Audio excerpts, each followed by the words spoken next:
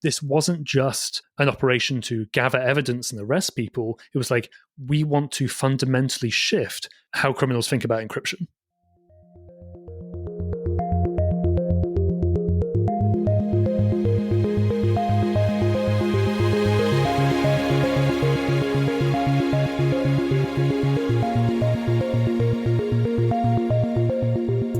Hello and welcome to Tech Won't Save Us, made in partnership with The Nation magazine. I'm your host, Paris Marx, and this week my guest is Joseph Cox. Joseph is the author of Dark Wire, the incredible true story of the largest sting operation ever, and the host of the 404 Media podcast. This is an absolutely fascinating conversation that gets into the story of how the FBI created its own encrypted phone platform to target criminals around the world and ultimately work with other law enforcement agencies to share those messages and that information to target criminal networks that were operating in Europe, in Australia, and many other parts of the world, of course. This was honestly a story that I had never even encountered before, I guess because I'm not so much in these circles where these sorts of things are discussed. So when I picked up Joseph's book, I could hardly put it down because this story was so compelling. And of course, the way that Joseph has written it is so deeply reported and has so much perspective on both the sides of the criminals who were doing these drug operations and these kidnappings and assassinations, but also on the side of the law enforcement who were watching these things, who were trying to set up these networks, who were trying to break the encryption on other encrypted phones, and were ultimately seeking to disrupt these criminal networks and the criminal activity that was happening within their jurisdictions. The story is not only a fascinating one, but it also brings up really big questions as to whether authorities should be doing things like this, should be carrying out these sorts of major projects, what it means for broader privacy if it starts to move away from networks that are just used by criminals into ones that are used by much more of the general public, and the broader question of how law enforcement, but also how criminal networks work in the 21st century, and how both of them are adapting to these new digital technologies and everything that is being thrown at us. So as I say, I found this conversation absolutely fascinating. I think you will too. I don't see a need for me to go on much more about it, and we should just get into the conversation. So if you enjoy it, make sure to leave a 5-star review on your podcast platform of choice. You can also share the show on social media or with any friends or colleagues who you think would learn from it. And if you want to support the work that goes into making the show every week, where you can get a shout out, some stickers if you want, and access to our ad-free RSS feed as we begin to introduce some ads into the main feed of the show, you can join supporters like Joe in Arlington, Virginia, Jur from Slovenia, and Jim from South Carolina by going to patreon.com/techwon'tsaveus, where you can become a supporter as well. Thanks so much and enjoy this week's conversation. Joseph, welcome to Tech Won't Save Us. Thank you so much for having me. I'm very excited to chat. You know, you contacted me a few months ago about the book. When I heard about it, I was like, this seems interesting. I'm not super sure if it's in my wheelhouse. And then I started digging into it and I could hardly put it down because it's so fascinating. And, I was saying to you before we started recording, I think that you've found a way to present a kind of tech story about this involving the police that makes me actually kind of empathize with the police and feel like I'm on their side, which just feels wild. Yeah, it's a very, very complicated story. And as I said, just before we started recording, when privacy people read it, they're horrified. And then when people who lean more on the side of law enforcement, they find it amazing and fascinating. And then I think there'll be a lot of readers, myself included, after writing the book, who sit in the middle and are kind of confused about what we're supposed to make of this because it has implications for everybody. Yeah, I think that is absolutely true, right? I was reading aspects of it and I was like, whoa, holy shit. But then other aspects where I was like, yeah, this is great. They're getting the criminals, right? And maybe that partly comes from watching these police shows that we're all used to watching over such a long period of time, and how this kind of also gives us this idea of how these things all work. But I'm wondering, we'll get into the details of this story, but how did this whole kind of case and how did this whole idea of these encrypted phones and the involvement of authorities like the FBI, how did this all get on your radar? It got on my radar because I found an obscure Dutch crime blog in around 2016, and people on there were talking about these PGP Blackberries. And I'm like, what the hell is a PGP Blackberry? It turns out it's an ordinary Blackberry that they've installed pretty good privacy email encryption software on. And as I started digging, it turned out that a lot of the top tier criminals were not using like ordinary Apple or Google devices. They were using these highly customized phones, which not only had email encryption software, they had the microphone removed, the GPS taken out, the camera as well, like really extreme modifications. And I just became completely obsessed with this industry, like in the same sort of way that someone would cover Facebook as a beat. I started covering the weird world of encrypted phones for criminals. And I definitely approached it from the perspective of the criminals and of the people who make these phones. Like, I haven't really interacted with law enforcement much up until writing this book. I've always spoken to hackers, drug traffickers, smugglers, hitmen, all of that sort of thing. So I came from there. And I think no journalists at least, had really like messaged these companies before or just asked like, hey, so what are you doing with these? And some got back to me, some threatened me, as is just the nature of this sort of story. But I developed sources in this community, and that led to me learning about Phantom Secure, which is one of these companies being shut down by the FBI before the FBI actually announced it, and then all of these other side stories. And it basically meant that when the Anom story, which is what Darkwire is primarily about, I was very well positioned to tap into all of my sources and be like, well, what actually really happened here? Yeah, and that really comes through in the book as well. Like the quality of the stories that you tell, you know, the depth that you get into, it is very apparent from the book itself. And listen, you might not have been on the Facebook beat, but someone needs to be on the encrypted phone beat, which is much more unique and probably interesting as well. If we go back, like when does the criminal use of these encrypted phones and kind of the beginning of using specific phones that are designed for their needs, when does that really start to emerge, and when does that start to become popularized? Yeah, it starts to happen after BlackBerry becomes popular. I mean, we all know about President Obama having his BlackBerry. When I was growing up, having a BlackBerry was sort of a status symbol among my friends. I never had enough money to buy one. I never had one either. No, I could not afford that, but it was clearly a status symbol. And then criminals started to use it because it had BlackBerry Messenger, and that was seen as more secure. It was sort of more a direct form of messaging and scrambled. I wouldn't say encrypted, but the messages were scrambled. And then the cops got wise to that, and they did all of these sorts of operations around BlackBerry Messenger. And then that's when the criminals started to, well, let's customize the phones a little bit so we can still use them, but we can be a step ahead of what the authorities are doing. And it's this constant cat and mouse game, as it always has been with law enforcement and criminals, right? You know, we've had burners, we've had pagers, we've had payphones, whatever. And now we have very sophisticated cryptography installed onto a customized device. It's always that cat and mouse game. And that's sort of the lineage that leads to these very expensive, very customized phones. One of the things that stood out, obviously, because I am in Canada, is how, at least early on, a lot of this seems connected to Canada. Obviously, BlackBerry is a Canadian company. Phantom Secure, as you're talking about, I believe is based out of, or was based out of, Vancouver. I think Sky, which is another one of these encrypted phone companies, is Vancouver based as well. Is there a particular reason why a lot of this seemed to be coming out of Canada? It's really fascinating that so much of it is localized in Canada, both on the law enforcement side and the company side. It's kind of hard to tell, but my read on it is that, rightly so, it's not actually illegal to make one of these encrypted phones. It's not illegal in and of itself to sell an encrypted phone. I don't think any of us really want to live in a world where you can get criminally prosecuted for making what is code designed to mask messages. Don't really need to go down that. I'll just take that as it is. But it's not illegal to do that in Canada. So that's where a lot of these companies started to spring up. I imagine it also has something to do with BlackBerry also being from the country as well, right? And they could more easily just get used to the technology and manipulate it. But as you say, the Royal Canadian Mounted Police were really some of the leaders when it came to targeting criminal use of BlackBerry devices. They did this really audacious operation where they somehow obtained the global decryption key for BlackBerry Messenger, which means they had a key to unlock well, an infinite number of safes all over the world. It didn't just have to be in Canada. And that's actually sort of a preamble for Anom, because I think it just shows sort of the extreme lengths that law enforcement are prepared to go to access encrypted messages. Even if the format of those messages then changes over the coming years and decades, the police will really push the envelope when it comes to encryption.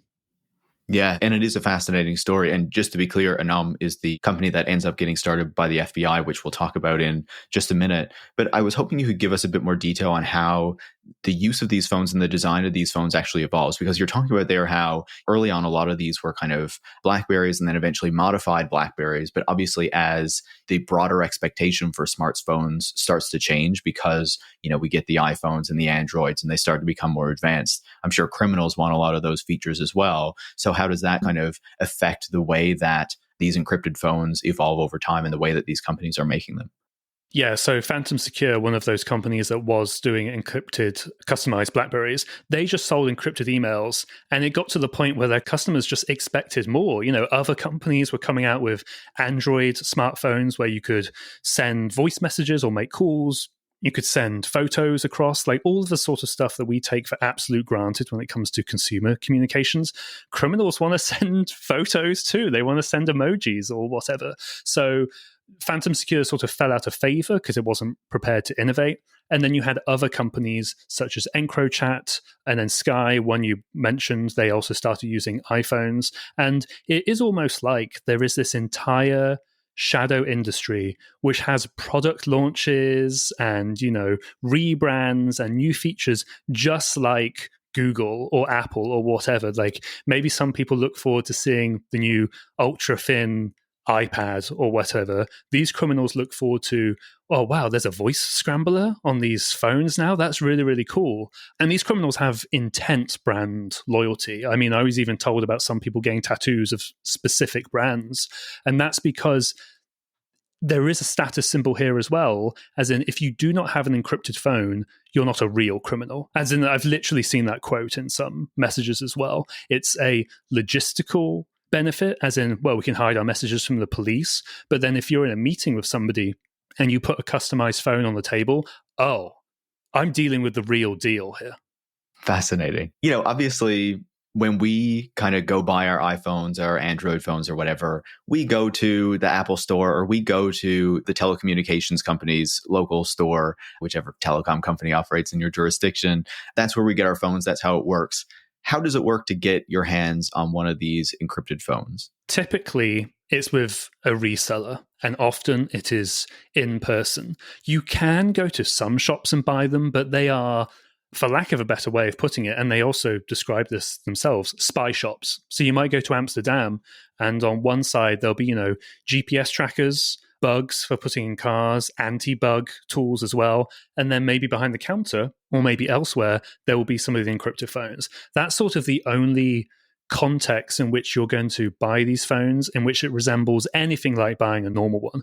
Ordinarily, it's going to be word of mouth through your criminal network who wants to work with another one, or you want to join a criminal network. You have to be on the same phone as everybody else because they're typically closed networks. You'll get introduced to a reseller and you'll go buy it in person, or it will get shipped to you. That word of mouth network has a couple of benefits in that it keeps the customer base insular and you're not really going to have cops coming in and that sort of thing, at least ideally. And then for the criminals, it also gives them someone to blame if things go wrong. It's like if a criminal downloads Signal and buys an iPhone, what are they going to do if they get caught? Yell at Tim Cook or like yell at Signal? I mean, maybe they might, and that could be very scary. But what they can do here is they can go to the reseller and say, you sold me a phone that was bad, or they broke the encryption or something. This is your fault. And there can be repercussions for that. Right. Yeah. It could be scary repercussions, I'm sure, depending on the person who we're talking about. So you talked about how the RCMP in Canada got this key for the BlackBerry messengers, and that started to compromise BlackBerries and forced these criminals to go in a different direction, have very specific phones. How does law enforcement more generally start to really target these encrypted phone companies and start to kind of take them down? They start by trying to get insiders. They start by trying to flip the sellers or maybe the people who are the higher echelons of the organization and try to get closer to them. In the case of Phantom Secure, they tried a few different things, but the thing that eventually worked was that the Australian police had a Phantom Secure reseller or distributor. They flipped them and told the distributor, you need to get close to the CEO, a man called Vincent Ramos. A long series of events leads to Ramos saying some very incriminating stuff in an undercover meeting with law enforcement officials, and they arrest him. They do try to flip Ramos to put a backdoor into Phantom Secure. They're not successful. He escapes. There's a very dramatic escape when he's trying to get to the Canadian border, and I won't spoil exactly what happens, but that's what they try to do. They try to flip the people to then flip the code. What law enforcement really want is a backdoor in one of these systems, because Phantom Secure had 10,000 users, the vast majority of which appeared to be criminals. If you're a law enforcement officer, imagine getting access to those messages. It would be an intelligence goldmine. Like, I really can't think of anything more valuable to law enforcement than getting a backdoor in an encrypted phone company. One of the things I was fascinated about as I was reading it is you were describing how when they're going after Ramos and he kind of flees the scene and he's headed toward the Canadian border, the authorities are actually like, oh my God, I wish he had gone to Mexico because it would have been so much easier to get him back from Mexico. And if he crosses into Canada, it'll be so much harder. And I had never really considered that before.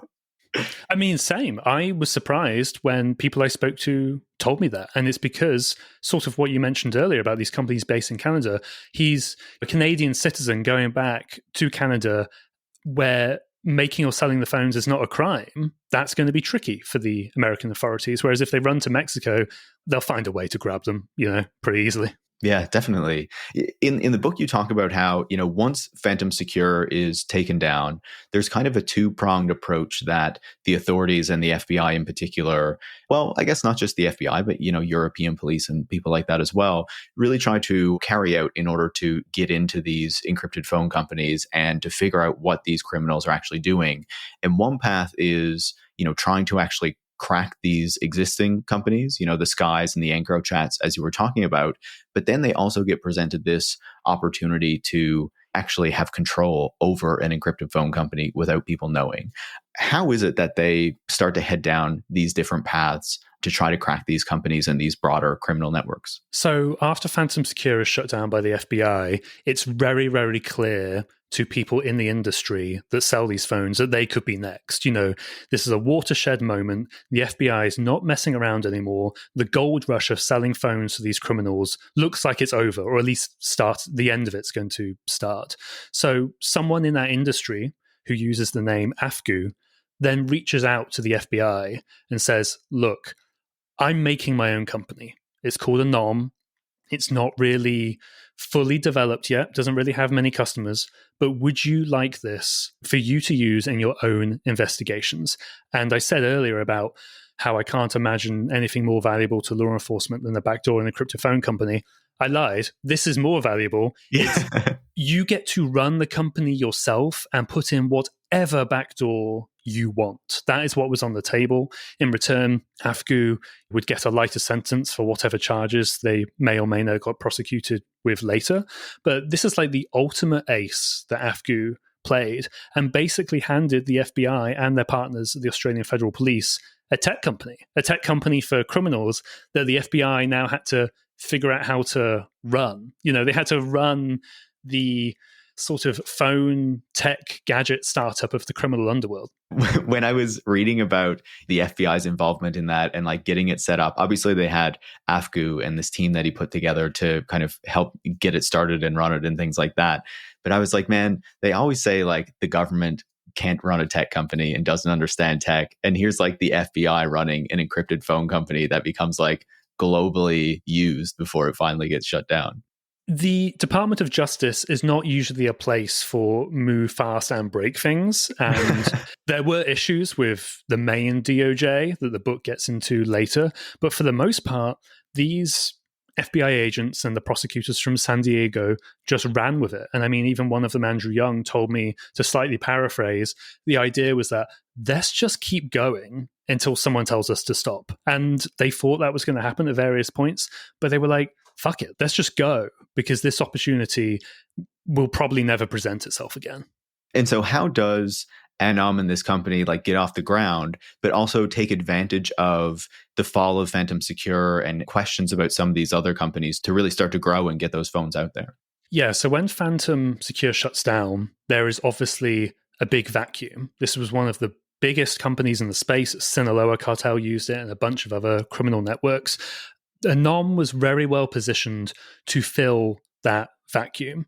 Afgu already had connections in the criminal underworld, especially to someone called Hakan Ayik, who listeners may not be familiar with, but he is, I guess still is, the most wanted man from Australia, a top-tier, multi-billion-dollar drug trafficker. And Anom starts first by seeding a few phones in Australia, literally just 5, a handful. They then get spread around. But very quickly, more people want to get on this phone, more people want to use it, and especially people overseas want to use it because, of course, the globalized nature of organized crime today is that people do not stay in their own territories. And if they do, they simply work with people from other territories as well. Like the idea of organized crime groups is an old idea now. It's very much organized crime networks. And Afgu starts to get these inquiries like, hey, my people overseas want to get on Anom as well, and we need them to be on the platform. Can you help us out?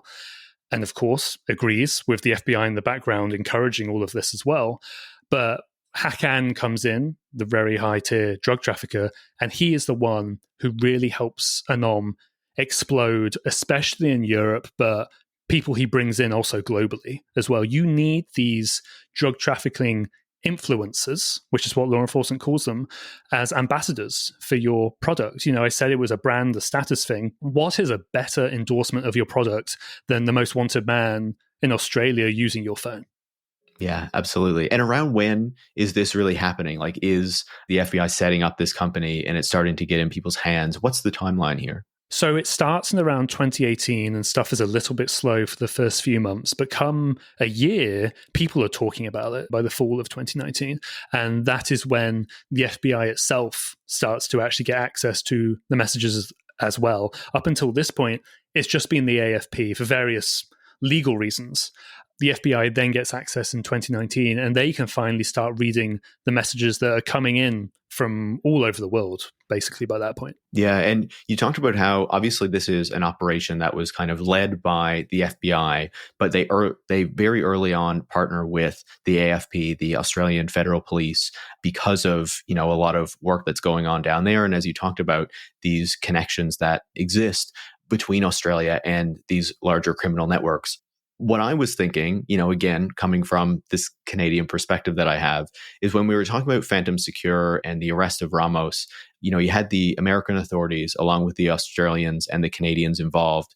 And there was a suggestion, or, you know, it was confirmed that Canadians had actually kind of given information to Ramos to let him know that, you know, he was kind of being targeted or whatever, so he could get away. Were the Canadians excluded from this broader operation in part because of that, or was there any suggestion from it, or is there another reason why they just tried to go with the Australians to start? I haven't seen any evidence that that's the reason why Canada was not broadly included in Anom. They are mentioned much later in the press release thanking them, but their role certainly was not as large as the FBI's or the AFP's. And what you're referring to is that, of course, there was a very high-profile case in Canada where a civilian senior intelligence officer leaked information to Ramos, which, even if it didn't necessarily help his case, it could have, you know, and that was a serious security threat. I think more the reason that the AFP took the lead was, one, because the AFP has been stymied by encrypted phones for decades by this point. Serious biker gangs use them. You have the Comancheros, which are very violent, Hells Angels, the Banditos, like all of the sort of biker gangs you would expect. And they have straight up assassinations planned on these platforms. It really is a massive problem in that country. So I think that's the first reason. The second is just like sort of a more boring legal one. Like Australia recently had a relatively new surveillance law that basically allowed this to happen. And they were like, we're allowed to monitor all of these phones if they have a nexus to Australia. And it acted as something of a beta test for the FBI, also because some of the American officials felt the DOJ wouldn't go with the plan if it hadn't been proven to work. So let's just use Australia as like a nice little test tube, and it can like figure out what it's doing, prove it works, and then the FBI will step in and start doing it there.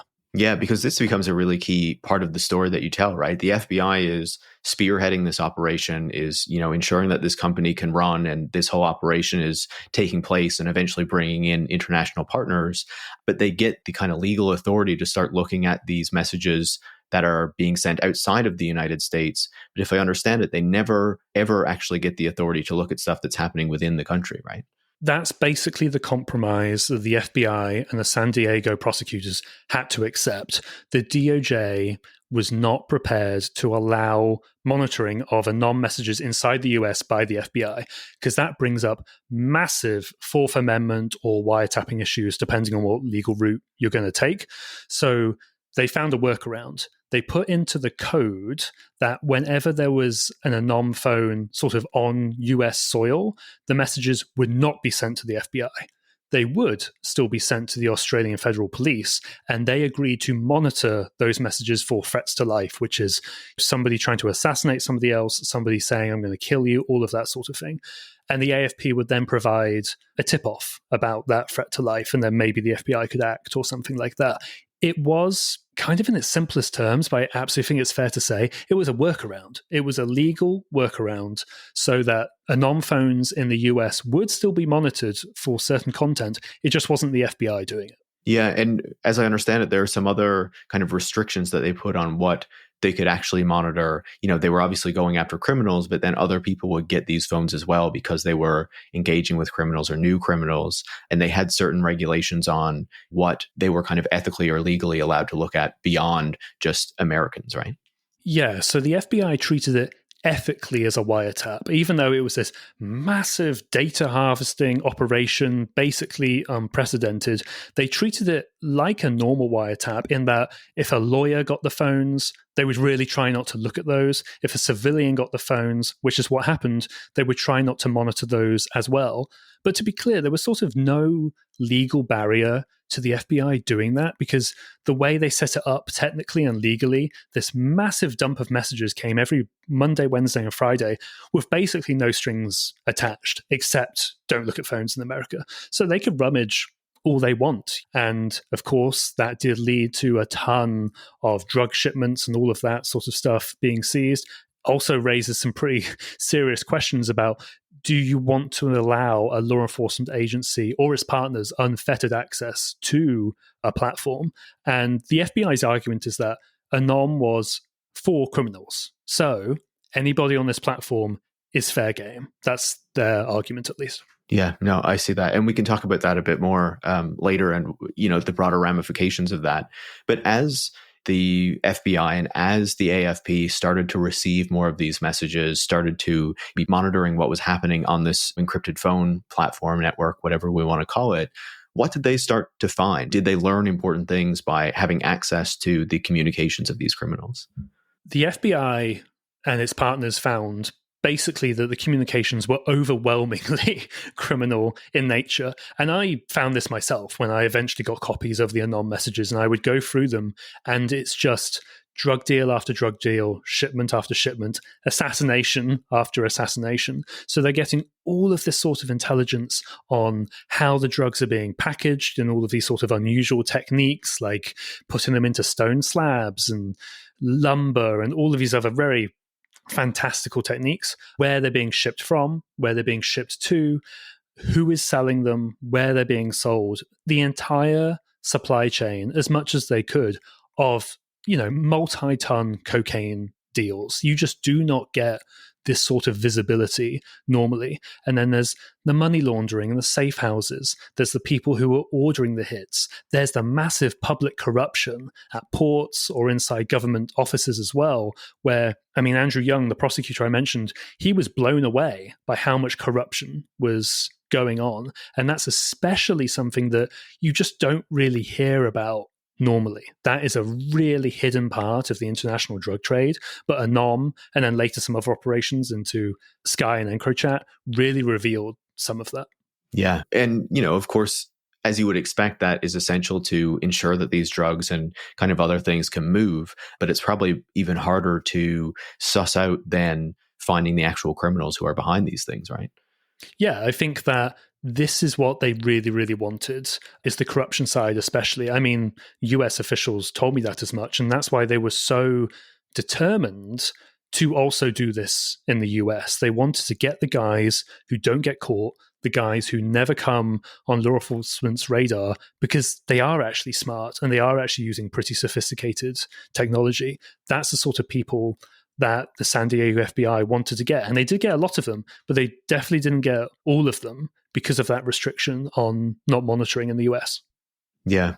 You talked about how it's not so much just criminal gangs, but criminal networks today, right? As these criminal organizations operate around the world and have connections to people everywhere. And as these encrypted phones, these Anom phones from this FBI-run company started going global as well, they started to see the extent of those networks and how far they actually went and the connections between them. Can you talk a bit about how far that went and how global in scale these criminal networks actually are? Yeah, so that drug trafficker I mentioned, Hakan Ayik, who was very important to Anom's growth, he eventually makes what Australian law enforcement call the Aussie cartel. And ordinarily, you may have one criminal group smuggling, I don't know, methamphetamine. Then you'll have another one smuggling cocaine.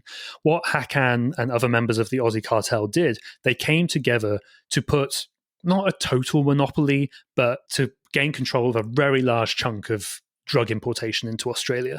And that allows you to set the routes, allows you to set the price, it allows you to potentially lower violence because people aren't screwing each other over. And this involves people who would usually kill each other if they were in the same room. You know, Hakan Ayik is heavily linked to the Comancheros biker gang, and then the Hells Angels are like also part of this super cartel. And you have very similar stuff happening in Dubai as well, where you'll have Irish gangsters like the Killer Hands then working with gangsters from the Netherlands as well. And they sort of all bring their own skills, resources, investment money as well. And they can then communicate and plan on a much larger, grander scale than they ever could just by themselves. These crime groups may have long-standing rivalries, but there's something that brings them all together, and that's obviously getting more money. Yeah, of course. And one of the things that I was surprised to learn from the book, and maybe should have realized, was just how much Dubai was really a center for a lot of these criminal groups, and how a lot of these criminals, when they started to feel the heat in their own jurisdictions, would look to Dubai as somewhere where they could go and feel quite secure that they were going to escape authorities if they did that. Yeah, Dubai is a fascinating place because what happens is in the criminal underworld, you'll have like these hidey holes or these relative safe havens, and Thailand kind of used to be one of them. Marbella, some people still do that. And especially over the last 10 years, tons of criminals have gone to Dubai for various reasons. One being lack of taxation. I guess that's one way to put it. That always helps. Yes, that always helps, especially when you have hundreds of millions, if not billions of dirty cash, the ease of which of buying real estate is a big one as well. But then, of course, Dubai's somewhat adversarial to nonchalant relationship with foreign law enforcement partners. And this has changed pretty quickly over the past 2 or 3 years, where Dubai authorities are now actually arresting people on behalf of the AFP or the Dutch authorities, and then they will extradite them, and it'll be a big win for the Dubai police. But that was only very, very recent. And up until then, Dubai was a playground, a sort of business conference room, and just a great place to have a high quality of life if you were a serious organized criminal. You could do all of those things. You could escape the authorities and also go to some fancy hotel and meet your gangster comrades, Yeah, it seemed like one of the big risks, though, was that Dubai authorities don't like encrypted messaging. And so some of these folks who sold encrypted phones or even used them needed to watch out, because sure, they were criminals and they were doing all this kind of criminal activity or involved in it that maybe the Dubai authorities would overlook. But because they were doing encrypted messaging, that was a problem. Yeah, there's a scene in the book where a particular Anom seller is arrested, and so is one of his resellers, because they're trying to sell, I think he's technically selling EncroChat devices at the time, but he also plans to sell Anom devices later. And I think that's just a fascinating tension in that Dubai is this relative safe haven for criminals, But then if you sell encrypted phones, whoa, you can't do that. That's way too far. We're going to clamp down on you. Again, that's sort of changing again because they are now extraditing more of the criminals. But it's just very funny that they went after the encryption first rather than the drug traffickers. Yeah, it is funny. Obviously, at a certain point, the number of messages that are coming into Anom as the user base is growing becomes far too much for the FBI or the AFP to handle on their own. And they start to build this kind of broader network and these relationships with other, in particular, European countries and European authorities. And eventually they move up to Europol with this broader operation that's bringing a lot of this in. How does that broader operation work? And how does that start to use this information to go after some of these criminals? Yeah, so it starts when the FBI is getting all of these messages that are obviously not in English because Anom is worldwide and it's all over the place. So they're getting stuff in Swedish, they're getting it in Dutch, German, etc. And initially the FBI starts sharing with just the Swedes, just the Dutch, and then the Germans a little bit later. But it becomes clear that to actually have pretty good impact with Anom, they need to have much more coordination. In the case of Encrypted, which was eventually hacked by European authorities, they got a bunch of messages, they distributed them. There was something of a bottleneck in which some of the European officials were just feeding out that intelligence to other agencies. The FBI with Anom, they wanted to do something different. They wanted everybody in the same room, that ended up being Europol, as you said, talking across the table from one another so we can really coordinate and take these people down. And it's very similar to how you have these super cartels who are meeting face-to-face in Dubai over a hotel conference table or whatever. Now you have the police basically doing the same thing, but over a conference table in Europol. And that's, I think, one of the big reasons why they were actually able to generate so much impact with this operation. And it was something like 16 countries in the end. You've got Austria, the UK is in there as well. Just basically any sort of country you would expect to be involved probably was. But they crucially did not include some countries such as Serbia, because that is where, I believe, a lot of the public corruption took place. And I mean, we're obviously talking about it very openly now. At the time, this was a massive secret. And not only was it a secret in the FBI, now it's a secret among 16 other agencies. And I'm genuinely shocked that it didn't completely leak, to be honest. Yeah, I believe the book said the Italians were excluded from that as well, right? Yeah, I don't know why. I don't know why exactly, but what that meant was that when the FBI was really pivotal to capturing a very high-tier Italian mob boss, they fed over the intelligence. Action was taken in Brazil to get this guy. And that leaves the Italians going, why the hell is the FBI giving us this information? How do they know this? And all these sorts of questions. And the FBI obviously does not answer them and just carries on. It's just doing its own thing. And here's one of your most wanted criminals, but we're not going to tell you why, Yeah. You mentioned how the FBI really wanted to bring everyone into the same room because these networks were operating across European borders or even beyond. But a lot of these authorities were still operating in their own jurisdictions and didn't have that same degree of communication. Obviously, Europol was created to create some of that. Is there any suggestion that this operation has changed how these agencies work together after that because they had this experience of doing this with the Anom kind of operation? So Europol and European authorities in general have definitely been cooperating more and more over the years. Anom is not the only case where that's happened. There's tons of human trafficking or other drug trafficking cases. And I wouldn't say Anom was the only one. But this was a massive case where you have these people sat across the table from one another, going through all of this data at once. And I'm sure it showed not just Europol, but very importantly, the FBI, that this is possible and we should probably do more cooperation. There's a couple of people from the FBI in the book who are pretty skeptical of giving it to Europol because they don't think Europol can handle it. They think it would get leaked. It would probably get drowned in European bureaucracy, whereas the FBI is running a tech company. We don't want this regulation, get out of the way. We want to do whatever we want. It all worked out in the end, relatively so. But I do think if anybody learned from this when it came to cooperation, it was probably the FBI more than anybody. Interesting.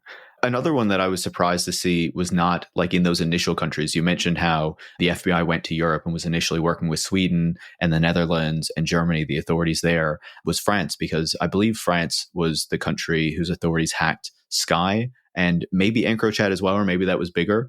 So I was wondering why kind of the French were able to get into these networks and then kind of share that information with other authorities, but were not initially brought into this Anom deal, or if you have any idea why that is. Yeah, you're right in that the French military police hacked into Encrochat. Them being military is very key because they're using that to claim this is a national security issue, so we're not going to tell you how we hacked it. We figured it out through various other court documents. It was a malicious update pushed to the phones, but they don't really want to provide any more information than that.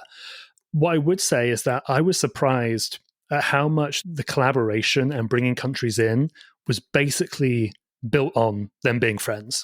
It really was built on these personal relationships where if they didn't already know each other, and they often did, and they then brought that country in, by the end, these people were like great friends, like going to the pub and stuff together.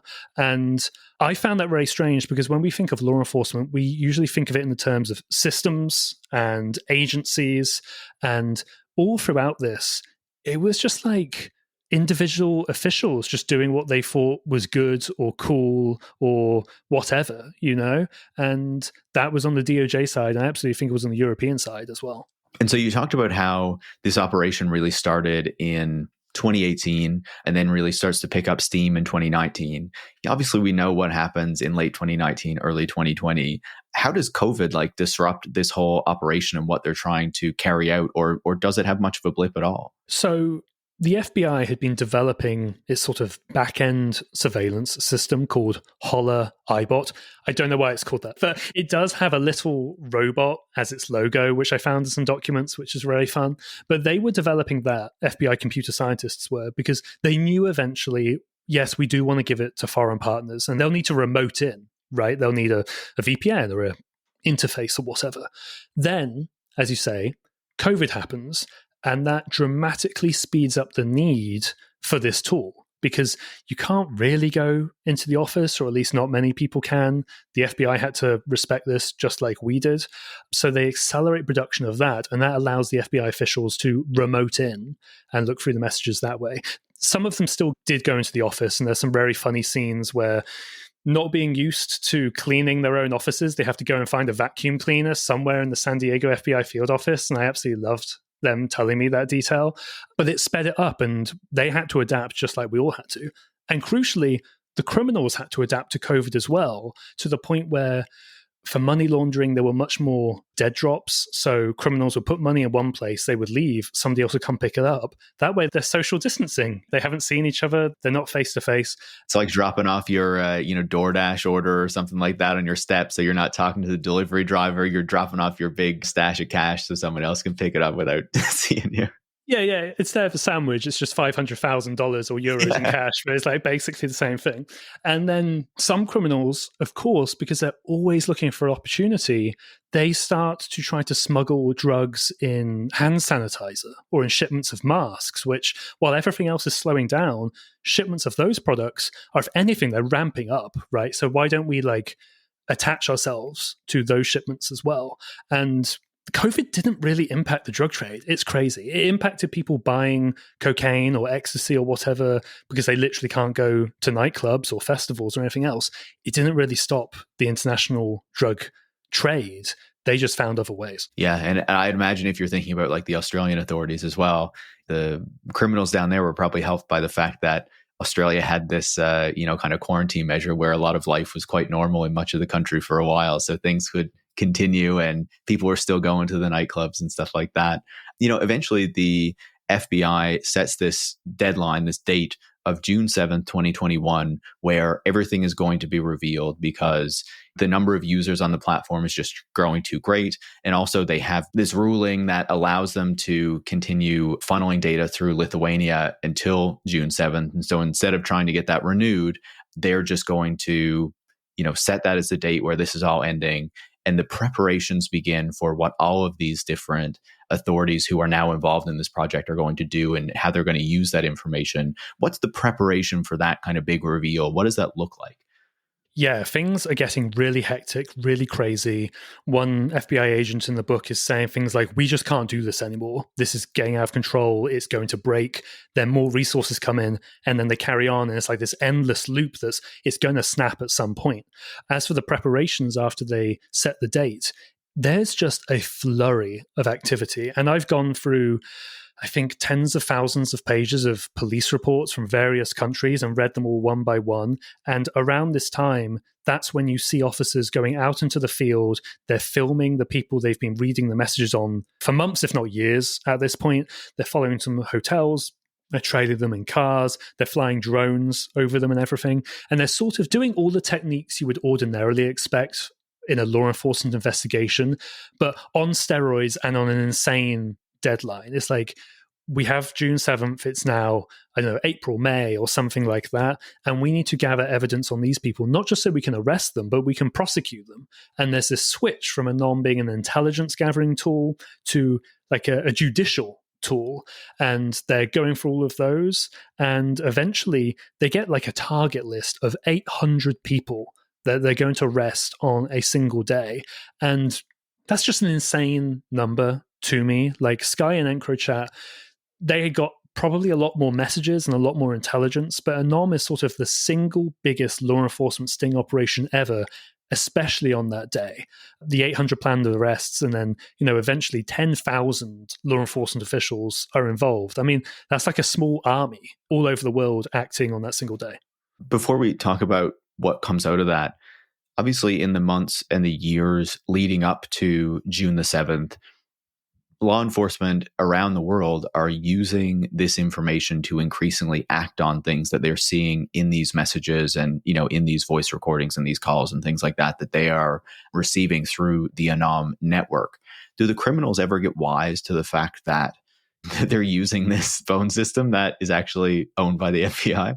So that's the constant tension, in that some authorities would say, we have to act, we have to shut down this drug lab, or we have to seize this shipment. And they would have to sort of fabricate some sort of reason, not really for why they want to do it, because they want to get the drugs, but what they say to the suspect, or even sometimes to their own colleagues inside the same agencies.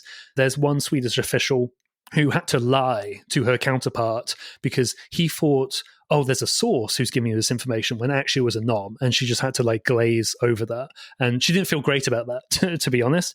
That also brings up, a few justice issues as well. It's basically parallel construction, even though eventually when these people are prosecuted, it is revealed that it's Anom. Criminals, in the context of that flurry of activity, did start to get suspicious of Anom. There was just too much activity happening. If they had been able to zoom out and seen the connection between all of these raids, all of these seizures, they would have realized quickly it was Anom. But eventually, people are telling themselves, something's wrong with this phone. I think someone says it's cursed at one point because their friends got onto it and they immediately got raided. And that's another constant drumbeat in the background of this, which is that the FBI doesn't really want the criminals to figure out what is going on before the FBI gets to act, because obviously they can go and destroy evidence, or they can run away, or anything like that. But some people do start to get wise. Yeah. Yeah. And so what does June 7th, when they finally undertake this operation, what does that look like? And how does this ultimately get revealed to the world that the FBI has been running this and all these other law enforcement agencies have been involved? So the plan was, as it was told to me, to follow the sun. And that means it starts in Australia. They're doing these, I think, early morning / late night raids of kicking down doors and arresting bikers, that sort of thing. Eventually, they have a press conference where the Australian authorities announce that, hey, we've been reading messages from Anom. Sort of at the same time as that, the baton has passed to European authorities in Europol, and they start arresting people and they start chasing people down. They have their own press conference as well. By this time, it's very clear to the criminals what's going on. Oh my God, Anom was bugged the entire time. This is a disaster. Many of them are now in a police car or in a jail cell or whatever. And then eventually, later in the day, the DOJ, they come out and they say, we were running it the entire time. And they say a key piece of information, which I think has implications much more broadly. They didn't just want to arrest people. They wanted to undermine trust in the hardened, encrypted phone industry. This wasn't just an operation to gather evidence and arrest people. It was like, we want to fundamentally shift how criminals think about encryption. Yeah, and as I understand it, since Anom has gone down, and obviously Sky and EncroChat were hacked by European authorities, by French military police, that there hasn't been another large encrypted phone company like this before. There are smaller ones, but not anything to this scale. Is that right? Yeah, there's nothing really big. There was one called Cypher that was very large in Australia, and they just threw in the towel and basically quit the business, presumably thinking they were going to be next. I spoke to people who were inside the company at the time, and to put it bluntly, they were freaking out, essentially, inside.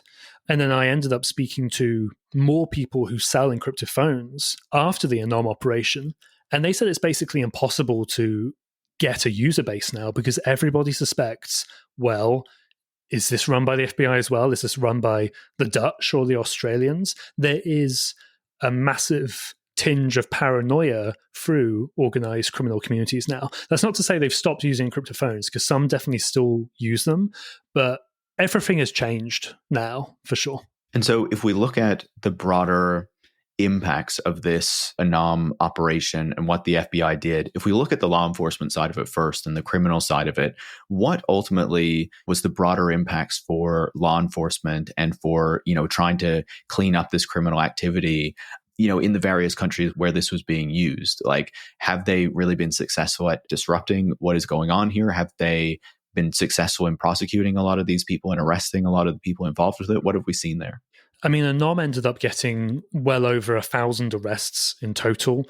There were multi-tons of drugs seized, something like 150 weapons, I think, and 150 threat to life mitigated, which is when the police intervened in some sort of way when somebody's life was under threat.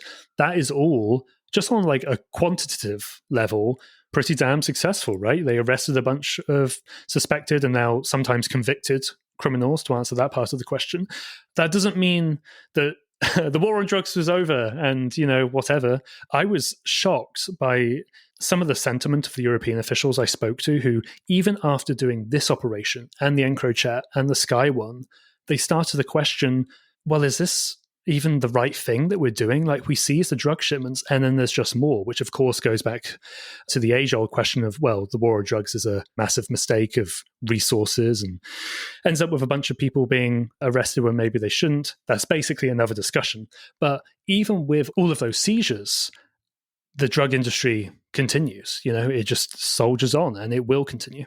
Yeah, I think it definitely does make us reflect on what is actually needed to stamp this out, if that's ever even possible, and what it looks like to try to get a greater control over what's happening there and to reduce the killings, the crime, the traffic of drugs. And, on a political level, whether the policies that we have are the right ones, if those are the sorts of goals that we have, right? But then on the other side of this, there's also the question of the broader implications, even beyond the criminals, for the ability of law enforcement to do something like this, right? And there's obviously, a very strong push in privacy communities to ensure that all of our communications, that everything we do is encrypted and is happening on encrypted platforms and things like that. What broader reflections do you think that this sort of case, kind of forces us to have about a push like that or a movement like that? So Matthew Green, who is a cryptographer, does a really interesting thought experiment at the end of the book. And he has no problem, he told me, with authorities targeting these like closed, basically criminal networks. That's like, they're using phones, that's very stupid, hack them, whatever. What he brought up, and I think it's a really, really compelling argument or thought experiment, is, well, what happens when it's not entirely criminals? Is the split 90% criminal, 10% innocent, and then they're okay compromising that? Or is it 50-50? And he even uses an example of, let's say half the criminals are doing something like copyright theft of song lyrics, something I don't really care about. I don't think many people would care about. And then the other half are hardened top-tier drug traffickers. Would the FBI be okay compromising that network? And we don't know the exact answer yet, but by all indications, by me sneaking into a law enforcement conference where an FBI agent said they look forward to the next iteration of this operation, whatever that may be, and in my conversations with the San Diego FBI, when I asked them, well, what about Signal and like that sort of thing, and this is what people are worried about, they say that we believe we should have access to any encrypted messages that we're legally entitled to. And yes, Signal on a technical level does not allow that. Legally, the FBI would argue that it should have access. Now, to be absolutely clear, I'm not saying the FBI has compromised Signal in any way. I use it every single day. I trust it with my security more than any technology products on the planet. But the FBI is not going to stop at Anom. And people I've spoken to who used to use encrypted phones or used to sell encrypted phones, they say people have moved to using apps such as Signal with a customized Android phone. I don't think the FBI or any of his partners are then just going to clap their hands and be like, okay, well, now we won't bother and we'll go home. You know, they're going to continue. They've told me as much. And I think it's important to say that about Signal as well, because there have been some suggestions recently online pushed by Elon Musk and people like that, that Signal is actually insecure and you should be using Telegram, which is not nearly as secure as Signal is. So just to kind of mention that and put that out there. I wanted to drill down on that point a little bit further with you though, right? Because so we have obviously these law enforcement agencies that want to get access to these communications of criminals that are happening on encrypted platforms. And when we talk about Anom, that is them really targeting a platform that is, you know, basically designed and meant for criminals, where mostly criminals are going to be using it. But do you think that obviously now that criminals do not trust something like that, a network that is just for criminals any longer, and are increasingly moving into, you know, more consumer products that offer encryption, I think that obviously puts them more at risk.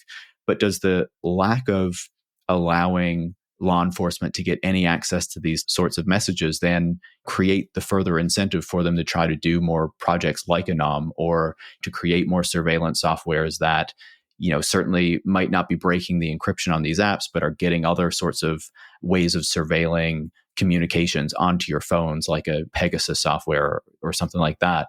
Like, what is kind of the arms race that you think that this gets into? And does it force us to have some consideration of whether there are times when it makes sense for law enforcement to be able to get access to some of this stuff? I think apps or technology platforms or whatever not providing legally requested information to the authorities absolutely does create an incentive for the FBI or any other agency to find new techniques. That's not me saying I think Signal should hand over data. I'm just saying, yes, that's like the cause and effect, right? In that Signal, or I would argue Telegram a lot, does not work with the authorities, even though it is cryptographically garbage.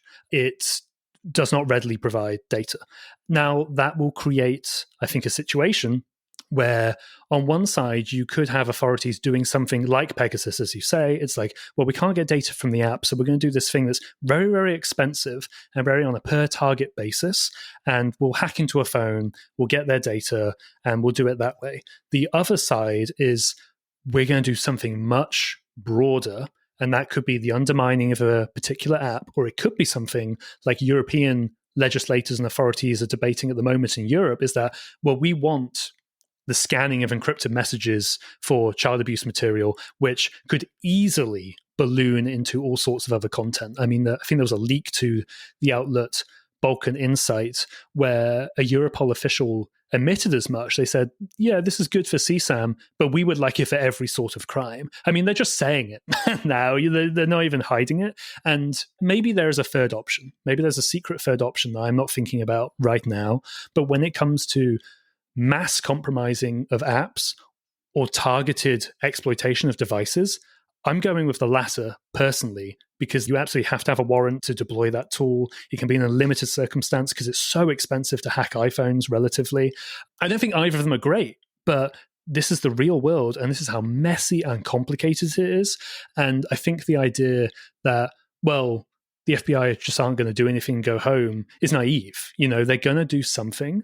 And I think members of the public, civil society, law enforcement, journalists, policymakers, policy experts need to continue having that discussion around what one of those options or some sort of other option might be.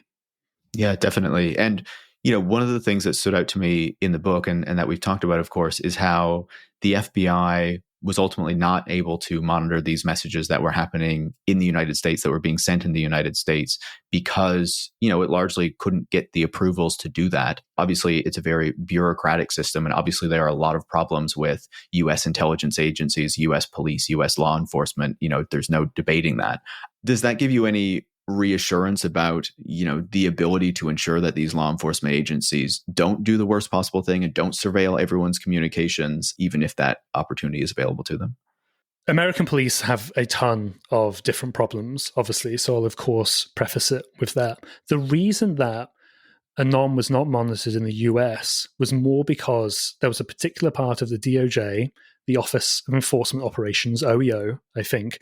They basically sat on the wiretap orders to do this. The prosecutors of San Diego had everything set up. They were going to work with the LA agents and officials as well. They sent off the first wiretap request, and OEO, which approves all wiretaps in the US, just didn't approve it. They didn't say no, but they also didn't approve it. I think you can look at that in a couple of different ways. You could look at it as, well, OEO did its role because it didn't approve this wiretap that it didn't agree with. And that shows that checks and balances work, and that's a good thing. Like you could frame it like that. Or you could be like, they got in the way of something which could have caught a lot of criminals legitimately. I'm not leaning to either way. All I would say is that when we have even just the hacking tools or these mass monitoring tools, there obviously has to be massive checks and balances in place to ensure that they're not inappropriately used with any sort of law enforcement technology. Like, I would be very, very scared if there were no checks and balances on this, obviously. And I guess it's a silver lining to some that, that never happened for that reason. I would think the San Diego FBI and the prosecutors in the San Diego would strongly disagree with that, because they were fully prepared to do it. And they thought they had every legal right to. They did believe it was legal to do that. Yeah, I guess in that case, they were looking at, this specific network that was used by criminals. And I guess if we're talking about them being able to look at something further, do you think it gives you reassurance that, it wouldn't just be kind of mass surveillance of the broader public, but would be targeted? Or it's hard to say for sure? That's where I get more scared. Where it's not used on a specific network, that the overwhelming majority are criminal, and we're talking about just monitoring an encrypted platform. I don't know. I think you possibly need more than nice little checks and balances to help with that. I think that's a discussion we need to have, where fundamentally, do we even want law enforcement the capability to do mass monitoring of encrypted platforms like this? And I imagine a lot of people would say they don't want it, but they're going to try. Yeah, absolutely. Joseph, this has been a really enlightening and fascinating conversation. As I said, I thoroughly enjoyed the book. I thought it was such an interesting read to learn about this broader story and network that honestly I had never heard about before. I missed all the reporting on it back around when this was unveiled. So thanks so much for taking the time to come on the show and for having this chat. I really appreciate it. Same. Thank you so much for having me. Joseph Cox is the author of Darkwire and the host of the 404 Media podcast. Tech Won't Save Us is made in partnership with The Nation magazine and is hosted by me, Paris Marx. Production is by Eric Wickham and transcripts are by Brigitte Pawliw-Fry. Tech Won't Save Us relies on the support of listeners like you to keep providing critical perspectives on the tech industry. You can join hundreds of other supporters by going to patreon.com/techwon'tsaveus and making a pledge of your own. Thanks for listening, and make sure to come back next week.